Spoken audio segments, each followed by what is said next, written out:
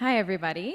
According to newly released statistics from the Canadian Health Measures Survey, almost 1/3 of Canadian children are overweight or obese. In addition, the current generation of children may be the first one to be outlived by their parents.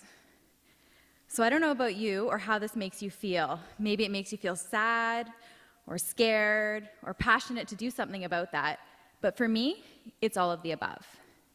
My name is Gillian Mandich, and I'm a PhD student at the University of Western Ontario in the Department of Health and Rehabilitation Science. And my primary area of research is health promotion, and specifically, I study childhood obesity.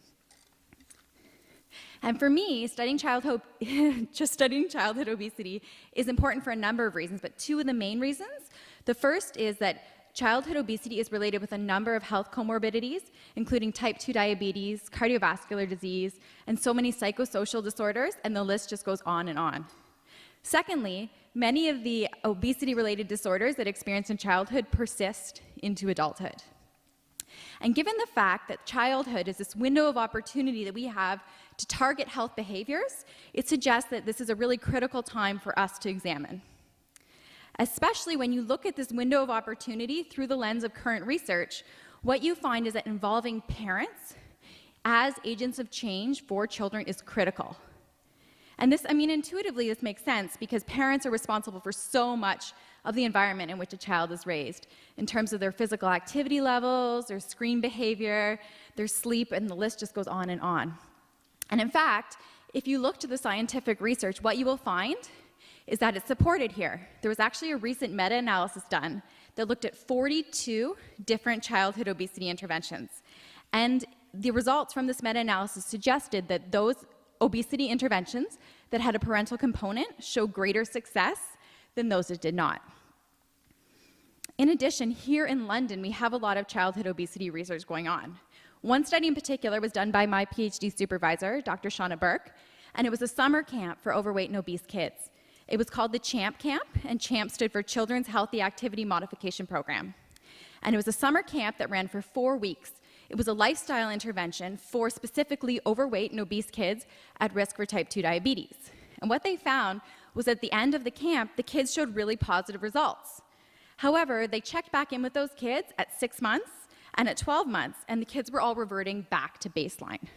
So as soon as you took that intervention out, the kids were all going back to their previous behaviors. So what Dr. Burke and her team wanted to know was, why was this happening? So they conducted focus groups with the CHAMP campers as well as the parents. And during the summer camp, the parents were involved throughout the week. But on the weekends, there was a component where the parents and the families were involved. So when they held the focus groups, what they found was that the parents said that they wanted to be more involved. So given the fact that we have parents here in London of overweight and obese kids that are saying that they want to be more involved, and the research is saying that involving the parents not only has a more positive impact, but you see more sustainable effects, that's led me to my doctoral work. So my primary goal in my PhD work is to develop a parent-focused intervention to address childhood obesity here in London. And so to do my study, I'm guided by what's called the Generalized Model for Program Planning. And the very first step in this model is to conduct what's called a needs assessment.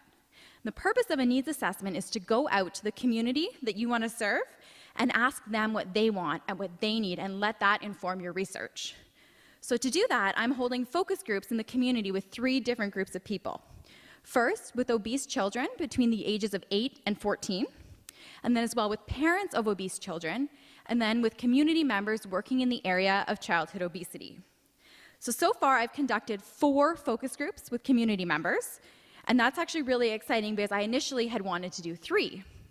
But the response from the community here in London was so great that I actually had to start a wait list. And then my wait list got so long that I added a 4th focus group. I've also done so far 1 focus group with parents and 1 with children. I'm currently recruiting for additional focus groups for parents and kids. They're going to be held at the end of November and December here at the YMCA. They're a great local partner for my research. So if you or anyone out there knows anyone that might want to participate in my study, you can contact me for more information. I hope that in the end of all this, that I have these focus groups and that I can then build on them to create a better community here in London. I believe that my research will be the first step to then allow the community to come together. I want to learn from the community and engage them so that together we can improve the health and well-being of obese children and their families here in London. Aristotle once said that the whole is greater than the sum of its parts, and I believe that my research at Western is the start of something special, something that's going to bring together all the pieces to help build a healthy, wholesome, bright future for obese children and their families here in London. Thank you.